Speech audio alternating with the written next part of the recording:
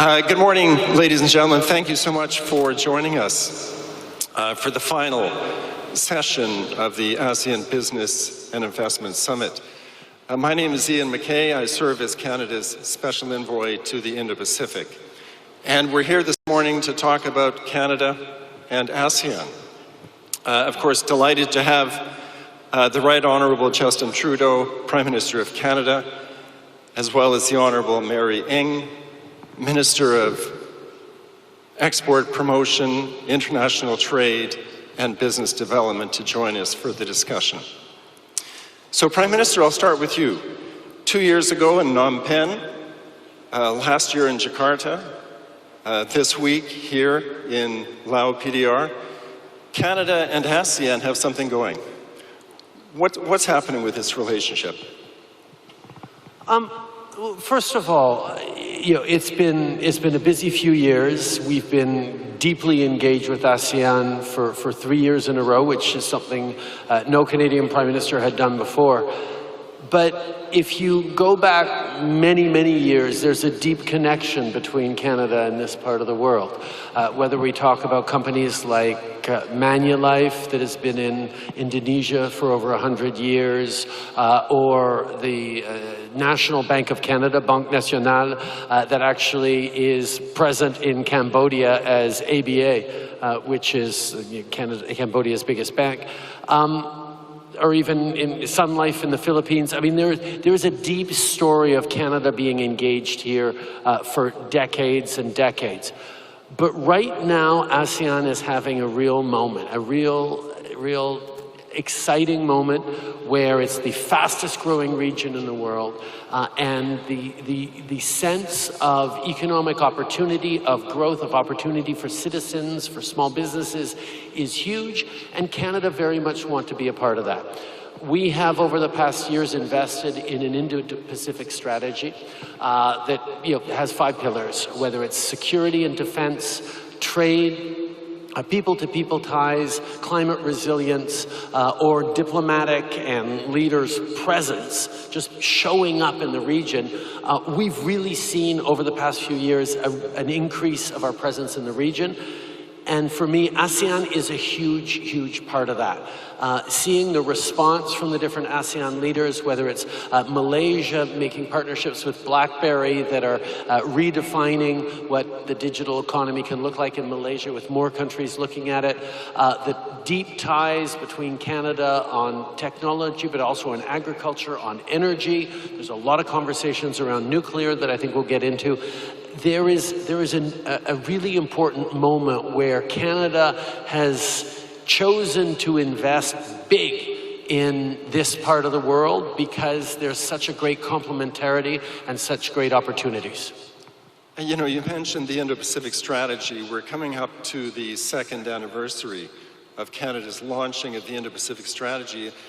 And I think it's important to recognize that that strategy is a broad and comprehensive regional strategy, but it is entirely aligned with the ASEAN outlook on the Indo-Pacific. And I'm just wondering, you've met with all of the ASEAN leaders over the past couple of days. I noted President Marcos on the news last night. He said the relationship between Canada and the Philippines, and more broadly speaking, between Canada and ASEAN, is at a level, the strength, the breadth, the depth of which he couldn't have imagined to aspire to. What does that say to you, and are you hearing the same from other leaders with whom you've met? Well, I think there's a real energy. There's a real dynamism that ASEAN is certainly showing, and that Canada is showing up for in a very, very complementary way. I mean, we have the deep people-to-people ties. Like so much of Canada, so many Canadians trace their origins to this part of the country. There's a pride and connection there. But more than that, Canadian businesses right across our country see that the opportunities here in Asia, and particularly with ASEAN, are something they want to be part of. And on the flip side, As ASEAN grows and looks to engage and find partners in the world, there is similarly a receptiveness to Canada. First of all, the fact that we've been showing up, the fact that we are there and engaged, not just the Prime Minister coming to ASEAN summits, but the trade missions that Mary has been leading, the offices, the trade offices, the agricultural offices, the business investment offices that we've been opening throughout the region. But also the opportunity for ASEAN companies and businesses to break into the North American market, break into the global market through Canada makes a lot of sense. There are people-to-people ties and diasporas that gives them an into Canada. And then once you're in Canada, you're benefiting from trade alignments and trade deals with the world that are among the best anywhere. We are the only G7 country with a full free trade deal with every other G7 country. We are connected into the entire world in a strong, stable economy that has technological solutions, the best educated workforce in the OECD, the natural resources that are going to be so important, including critical minerals and clean energy that is going to drive so much of manufacturing innovation. There is a huge moment for Canada right now in the world that we want to build with ASEAN. I mean, companies around the world are seeing what is exciting about Canada right now. Last year, we were the third largest in the world in terms of bringing in foreign investment after the United States, which makes us the #1 for foreign investment in the G20 per capita. The companies around the world are looking at Canada as having an incredible moment, whether it's on high-tech files like quantum computing and AI and cybersecurity, whether it's providing the critical minerals, the clean energy, whether it's nuclear or hydrogen. There are all these things that are drawing in investors to Canada, and we want to make sure we're partnering with this region for our mutual benefits. So I think that's super important to highlight some of the sectors, some of the strengths that Canada brings to the region. But there's also a bit of architecture, I would suggest, CPTPP, the soon we hope to be concluded FTA with ASEAN. How would you describe those long-term, legally binding market access architectures to benefit us? Well, let me turn to our trade minister to talk about that, because she's the one that's closing the deal on the ASEAN free trade agreement that should be signed in the coming months. Well, thank you so much, Prime Minister. It's terrific to be here with the business audience at ASEAN. And we are very much on track to concluding the Canada-ASEAN FTA in 2025. And for all of you businesses in the room, I'm counting for you to tell your ministers across the ASEAN, your ministers, how important this deal is. But what is trade? And what is trade to businesses and investors? It's helping businesses get into the dynamic markets that are here in the ASEAN. And I've taken many trade missions here already, in Singapore, to Malaysia, to Vietnam, dynamic markets. And I often say that a trade minister can easily want to have a trade mission. Well, you need businesses and investors to come on those trade missions. And I can't tell you how exciting it is, because hundreds of businesses, not just the big ones that the Prime Minister talked about, like the brands that you know from Canada, like Manulife, Sun Life, Celestica, BlackBerry, and so forth, but small and medium-sized businesses, women-led businesses in the hundreds to these dynamic markets. Within 2 years of Canada launching our Indo-Pacific strategy, we will be in every single ASEAN country with Canadian businesses and investors. So we've got a really exciting program that we've already started, and many more businesses and investors coming in next year, the remaining of this year, in Philippines and Indonesia, and then next year into a number of the ASEAN countries as well. So, Minister, I think that's remarkably impressive that you will have brought a trade mission from across Canada, SMEs from coast to coast to coast, into every ASEAN economy. So that's the ground game, and people are coming, and they're meeting opportunities, and they're bringing investment and trade opportunities. But what's the support mechanism that's in place? Because they can come for a trade mission, they go home, there needs to be some sort of connective tissue in the region for local companies to feed back into that momentum. It is absolutely critical. It's the core of the trade part of the Indo-Pacific strategy. You talked about the ASEAN outlook on the Indo-Pacific. There is real alignment there. So now we have what I call in Canada, the Team Canada Trade Toolkit. So it is giving capital, helping capital for companies in EDC, so Export Development Canada. We are doing business contracts, government to government, and we have a facility in Canada through the Canadian Commercial Corporation, CCC, so that we can help businesses facilitate those deals. We have the Trade Commissioner Service, which for businesses here who've worked with them, it is the best business development team. But when you talk about capital, and in fact, Mr. Co-Chair, who came in the room with us, said capital is everything. Export Development Canada now has offices in Singapore, in Vietnam, in Malaysia, in Philippines, in Indonesia, and in Thailand. When you have an architecture that provides capital and export insurance for Canadian businesses, but for those investors in the region, these first in capital by the Canadian companies then cooperates with other funds like the domestics and others in the region to then create further on capital that helps grow not only Canadian companies, but the partnerships that they are working with right here across the ASEAN, and you're seeing that excitement. So whether it's the Trade Commissioner Services or it's Export Development Canada, I say that we are investing in Canada's growth here in the ASEAN, but really to partner with those in the ASEAN. Thanks, Minister. I just want to dig a little deeper on the companies that you're bringing to the region. I think the Prime Minister's referenced this week that Canadian trade with ASEAN has doubled in the past 9 years. You know, Canada's got a long, long history of trading with our European partners, with our United States and North America partners. What are these companies saying about their appetite, their enthusiasm? Because they're not just showing up for a one-off trip, they're building relationships. What's happening with Canadian companies to accelerate their interest in this region?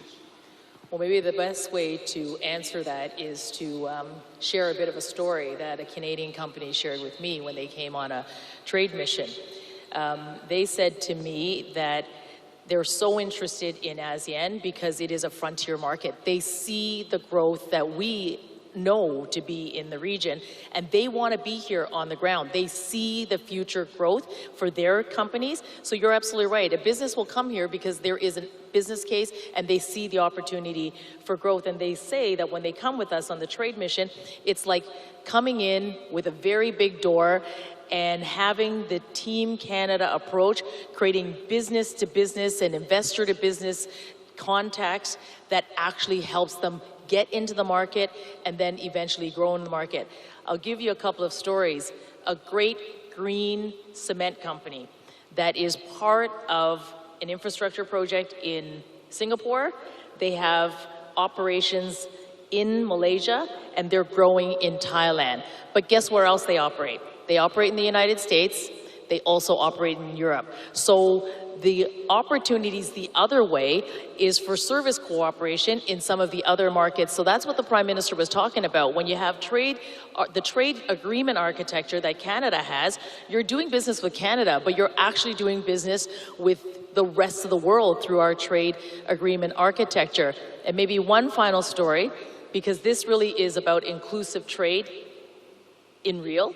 Women entrepreneur, clean technology, watershed measuring, not only here in the Mekong working with Vietnam, but actually also the Seine in France. So it's Canadian technology, a solution that really works here in this region, but also has application elsewhere. So you really are seeing Canadian companies, and it's a small company, innovation, clean tech, women-led, and finding a real place here in the Indo-Pacific.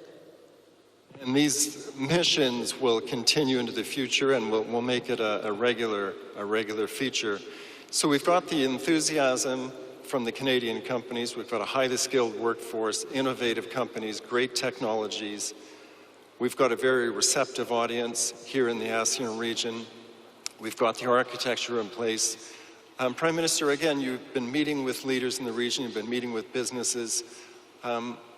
What do you think is the Canadian value proposition in this region, in this moment in time? Well, I think the entire world is reflecting on the fact that the global economic nexus is shifting towards Asia. There's so much growth happening here. There's so much opportunity. There's so many people being lifted into the global middle class and beyond, that there's something really, really exciting, not just for Asia, but for the world, about what's happening here, what's been happening here for decades. But when you talk to a random investor in Europe or anywhere else around the world, and you say, okay, are you investing in Asia? They may instantly think about, oh, okay, that means investing in China, investing in Japan, maybe investing in Korea, maybe investing in India. You know, there are obvious big players that people think of. And ASEAN sometimes gets overlooked because it's a little more challenging, it's a little less obvious as a place to invest. Well, I can relate to that. Because anytime someone says, oh, we need to invest in North America, what they really mean is, we need to invest in the United States. And we have to fight a little bit harder to make sure that people are noticing us. And that's been a challenge of Canada for decades. Well, over the past few years, the same way that ASEAN has been taking a lot more space up in how investors around the world are thinking about where to go.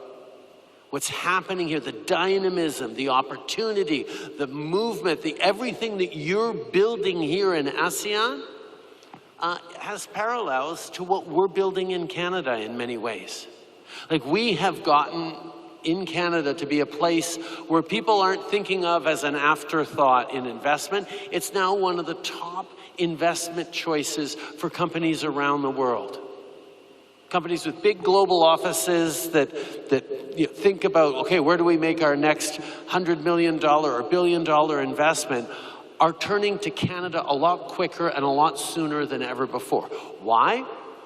Combination of environmental leadership and green energy, a strong social safety net that allows for things like childcare and healthcare, and strong, safe communities that lead to some of the best trained workers in the world, the best educated workers in the world.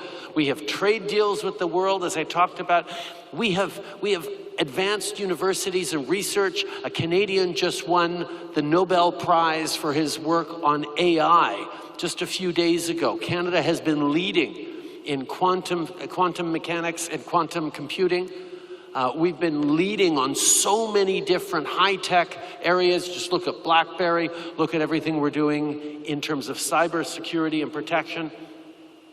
But at the same time, we have the natural resources. We have the mines with the critical minerals that are going to be the essential ingredients to the economies and the green transitions of the future. We have the workforce that can not just take those minerals, but transform them and manufacture them into high-tech automobiles and technological solutions that the world needs in a way that meets our environmental standards, our labor standards, the things that the world is increasingly looking to and valuing and saying, no, we need to know that the products we're selling, because consumers are demanding it, have top quality built in, and fairness and opportunity and strong communities built in. That's the shift the world is starting to make. It has started to make with ESG investors. but it's become much more than that. We're not yet at the place where consumers are universally demanding, no, all my products need to be green, all my products need to be done with, responsible labor practices. But we are getting closer to that.